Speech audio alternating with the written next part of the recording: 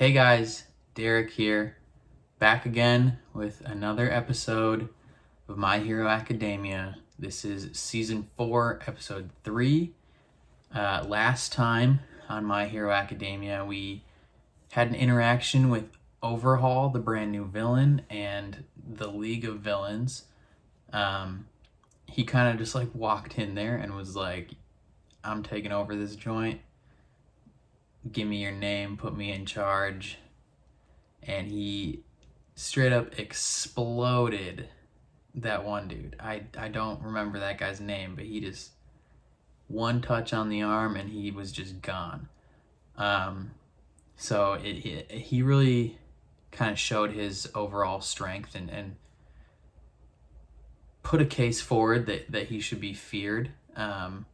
And a legitimate case, mind you, that he should be in charge of that group.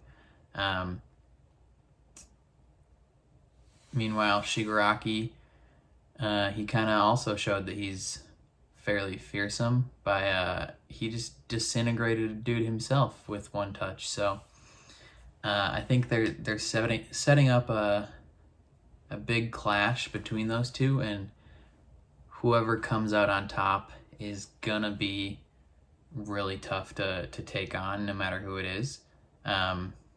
So we'll see what happens. And then on the heroes side of it, they're doing internships, and so Midoriya is trying to find out who he should do an internship with, and he kind of lands on the choice of Sir Nighteye, which was All Might's former sidekick or apprentice. And the episode ends with him getting an introduction with him and trying to make him laugh. So I assume we're gonna find out if he's successful in that endeavor. He kind of went about it in a questionable way. I don't think it was very funny. Well, I thought it was funny, but I don't think Nighteye will think it was funny. I'm still trying to gauge that vibe, whether Nighteye is if he still likes All Might, because they talked about how they don't really talk anymore, so there's somewhat of a falling out. Either way, I think we'll find out fairly soon what his opinion on All Might is, and then we'll go from there, I guess. But if you guys want to see the full-length reaction to this episode, head over to patreon.com/armchairreactions. You can get the full-length reactions, and then for shows that are not airing live, you can be up to 1 week ahead. So that's pretty sweet.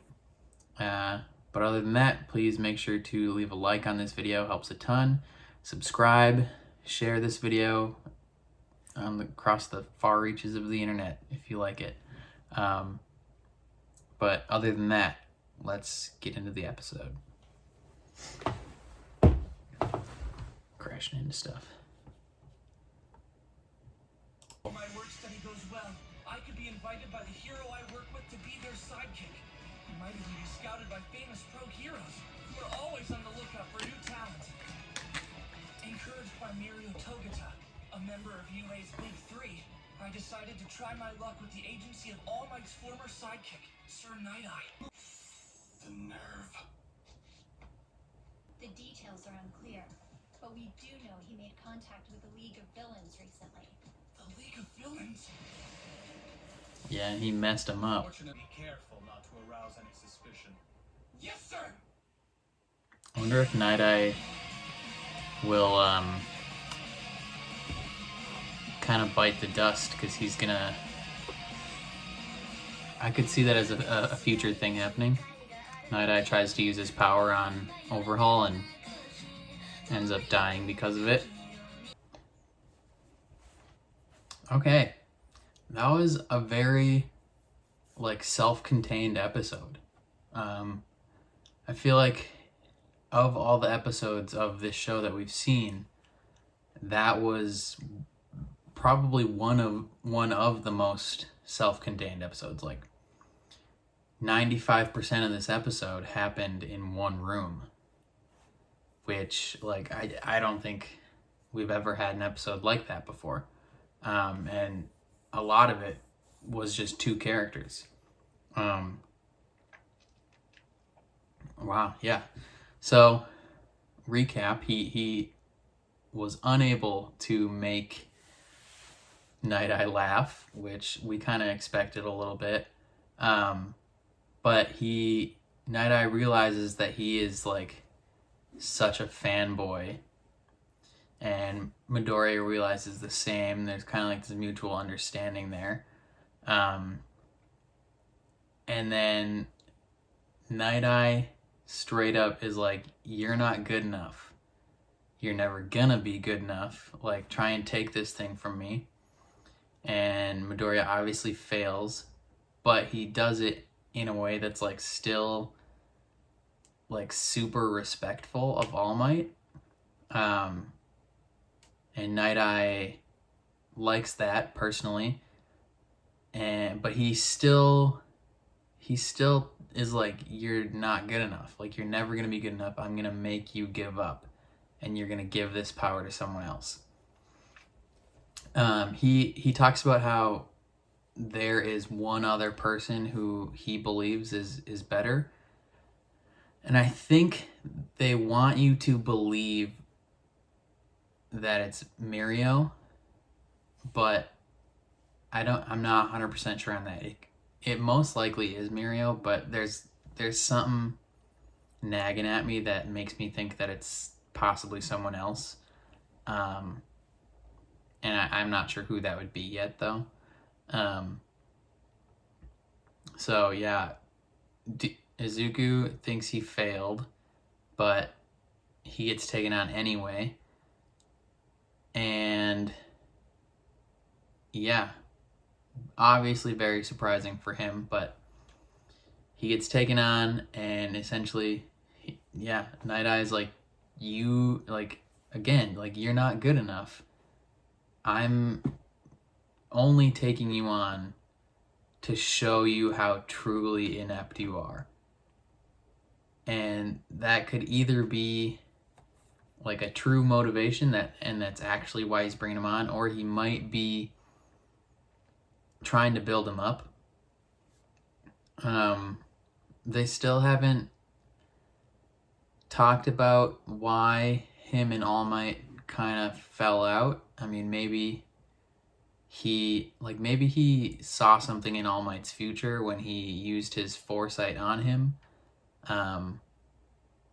And that situation is what made them fall out. But I'm not 100% sure.